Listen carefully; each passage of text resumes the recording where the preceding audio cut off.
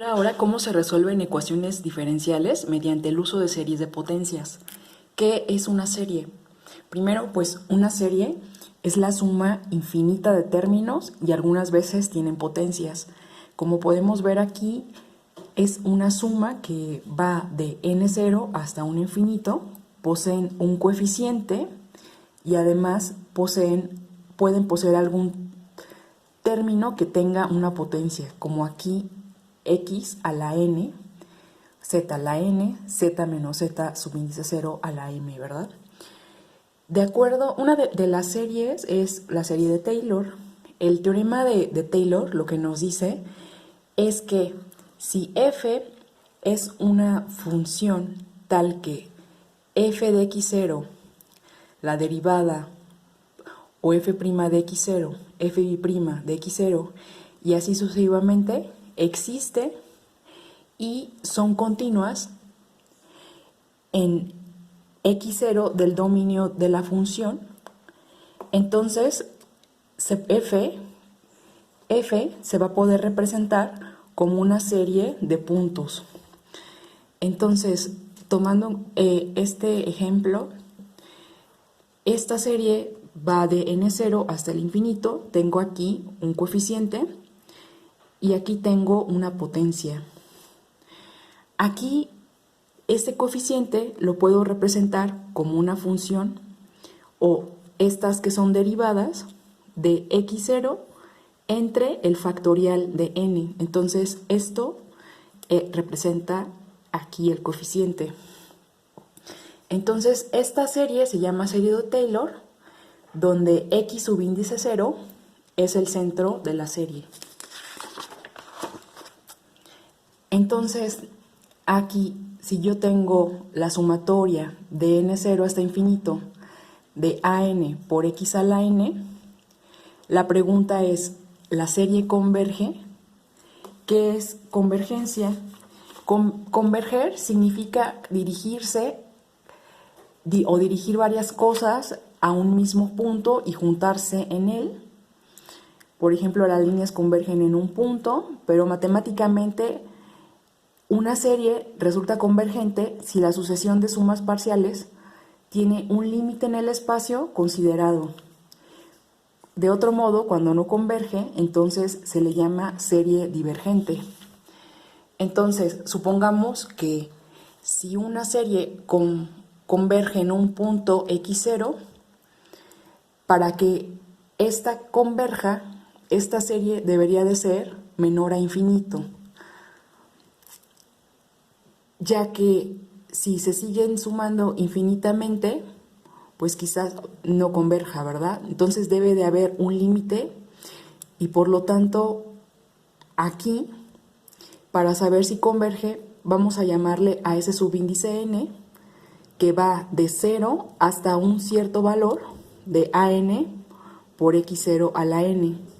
Entonces, esta serie es algo muy largo, es un valor infinito, es la sumatoria de términos infinitos, y aquí yo ya tengo un límite. Por lo tanto, si determinamos el límite de n cuando n tiende a 0, de la diferencia de estas dos series, voy a obtener un valor muy pequeño, o 0 más bien. Entonces, en esa situación, si converge, esta diferencia puede hacerse tan pequeña como lo deseemos, ¿verdad? Esta entonces es una sumatoria finita y esta es una suma infinita. Entonces, aquí pues vemos que existe entonces algo que le llamamos radio de convergencia. Es decir, son valores que se encuentran alrededor de x subíndice 0, en donde el intervalo donde la serie converja alrededor de x0. Sí, lo mismo que les comenté. Entonces, un ejemplo de esto es esta serie geométrica que se representa como la sumatoria de n0 hasta el infinito por r a la n. Entonces empezamos desde el valor de 1, cuando r entonces empieza en 0, ¿verdad? Entonces si n vale 0, todo número elevado a la 0 empieza por 1, Cuando n vale 1, sería r a la 1. Cuando r vale 2, a la 2, y así infinitamente, ¿no? Porque nos está diciendo que va hasta el infinito. Entonces, esta serie, ¿dónde converge y cuál es el resultado? Vamos a considerar entonces una suma parcial, es decir, ya no tengo aquí el valor infinito, sino que ya tengo un valor definido hasta n, ¿no? Entonces, aquí Sn entonces sería 1 más r al cuadrado, hasta cierto valor r a la n, ¿verdad? Esta serie la multiplico por r, entonces queda r más r al cuadrado, r al cubo, más rn más 1. Ahora, resto RCN menos SN, y entonces, ¿qué es lo que obtendría yo aquí? Aquí factorizo. Sn por r menos 1 es igual a esta resta. Por lo tanto, cuando yo realizo esta resta, ¿qué es lo que me quedaría? Si se observan, aquí entonces me quedaría menos 1 más r a la n más 1. Entonces, despejando Sn, paso esto dividiéndolo por acá, y entonces Sn me queda igual a 1 menos r a la n más 1 entre 1 menos r, en donde r tendría que ser diferente de 1, porque si fuera 1 entonces aquí, ¿qué pasaría con esto? Sería 0, ¿verdad? Entonces, ¿qué pasa cuando r vale 1? Si r vale 1, entonces aquí tendría 1 más 1 a la n, ¿verdad? Si se fijan, entonces, cuando r vale 1, tendría yo entonces esta serie en donde el resultado sería n más 1. Por lo tanto, concluimos que r debería ser diferente de 1 cuando tengo estos valores, y cuando r es igual a 1, tendría yo que n más 1 sería igual a Sn si r es igual a 1, ¿verdad? Por lo tanto, concluimos que la magnitud de r tendría que ser menor a 1, ¿verdad? Esa sería entonces la conclusión, de que los valores absolutos de r tendrían que ser menores a 1. Ahora vamos a ver el método de series de potencias para poder resolver ecuaciones diferenciales. Considerando entonces aquí esta ecuación diferencial, donde tengo y' menos y igual a 0, vamos a suponer que la solución de la ecuación va a estar dada por una serie de potencias, y de x igual a la sumatoria de cuando n va de 0 hasta infinito, de a n por x a la n. Aquí entonces el objetivo es encontrar todos los coeficientes de la serie, ¿verdad? Eso es lo que tenemos que hacer, encontrar los coeficientes de la serie. Entonces, primero, si observan, tenemos aquí la serie y vamos a hacer aquí una operación formal que consiste pues en derivar esta serie. Entonces, derivo con respecto a x la serie. Aquí puedo entonces meter dentro del signo de sumatoria esta derivada, y esta operación la hago como si estuviera derivando alguna función de an, que es una constante, por x a la n, ¿verdad? Es como n u a la n es n por u a la n menos 1. Entonces aquí suponemos que suponemos que es posible poder meter dentro de este operador la derivada con respecto a x, ¿verdad? Dentro de la serie. Entonces así nos queda esta expresión, y le ponemos el número 2, ese es el 3, perdón, ese es 3, 2, y esta es 1. Entonces, continuando, lo que vamos a hacer es sustituir 2 y 3 en 1. Entonces, aquí tengo 2 y 3 y la voy a sustituir en 1. Entonces, aquí nos quedan todos estos términos y aquí, tengo una resta de estas dos sumatorias. Ahora vamos a suponer que R sea diferente de 1. Si entonces cuando el límite de n cuando tiende a 0, esto sería igual a 1 menos r a la n más 1 entre 1 menos r. Y aquí sería 1 menos el límite de cuando n tiende a 0 de r a la n más 1 entre 1 menos r. Entonces vamos a considerar algunos ejemplos.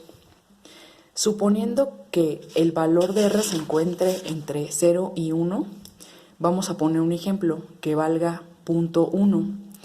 Haciendo la sustitución en la serie, o sea, si le doy valores a n y el valor de r igual a 0.1 a la 1 es 0.1 al cuadrado 0.01, y entonces vemos que cuando n va aumentando, el valor de r a la n va disminuyendo. Entonces, si graficáramos esto, vemos que conforme aumenta n, esto se acerca a 0, ¿verdad?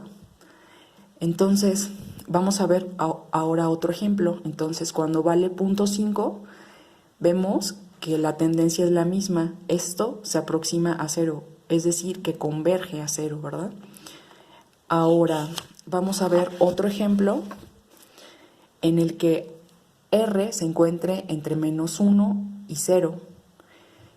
Por ejemplo, menos 0.1. Aquí podemos observar que como tiene un valor negativo, en algunos casos queda negativo, en otros casos positivo, negativo, y entonces vemos que se va alternando con diferentes signos, pero también va a aproximarse o tender a 0, ¿no? Ahora, ¿qué pasa cuando vale menos 1? Aquí en este caso, cuando se encuentra en menos 1, vemos que también se alterna de signo, que sigue siendo 1 en todos conforme aumenta 6, 7, 8. Por lo tanto, aquí en este caso vemos que no diverge, pero tampoco converge. Entonces, el límite de r a la n más 1 no existe cuando n tiende a infinito, ¿verdad?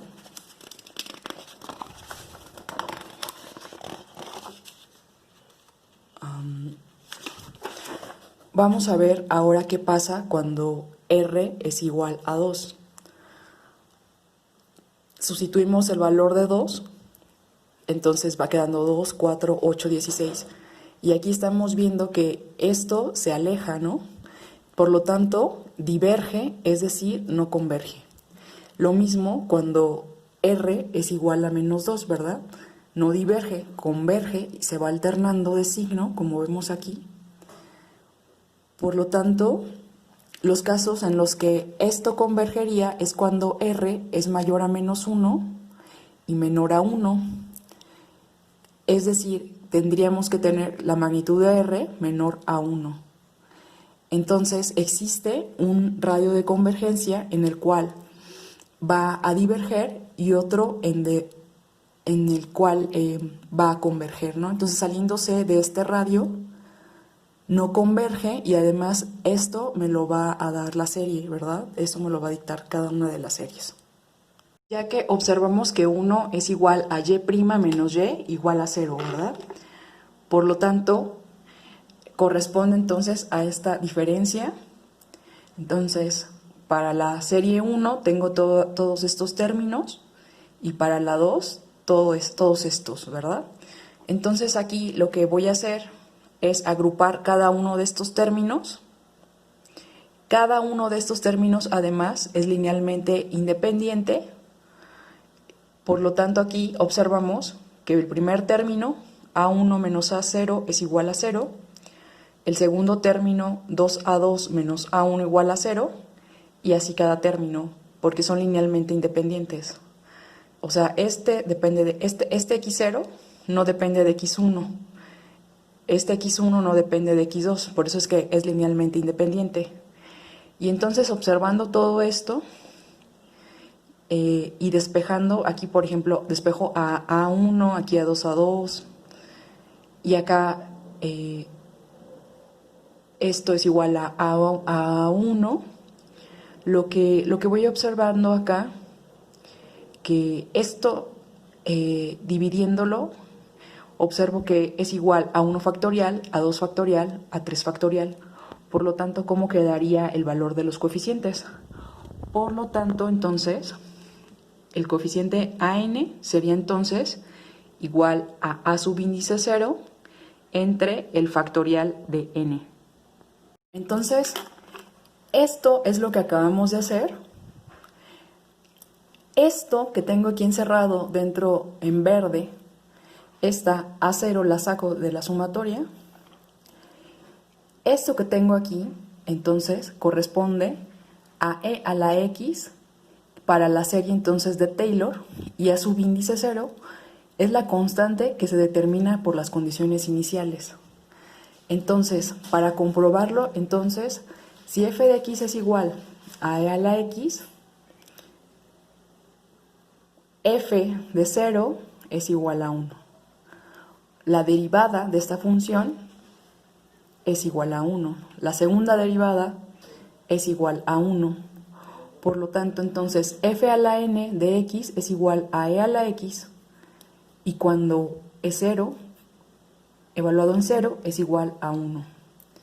Por lo tanto, entonces, f de x queda expresado de esta forma, y comprobando entonces que es la solución de la ecuación, como tiene coeficientes constantes, se propone que le ponemos un asterisco a esta, doble asterisco, y e igual a r a la x. Tenemos que encontrar aquí entonces a r. Derivo una vez y le pongo asterisco 3. Y entonces ahora estas dos las voy a sustituir en la ecuación original, que tiene un asterisco, que es esta.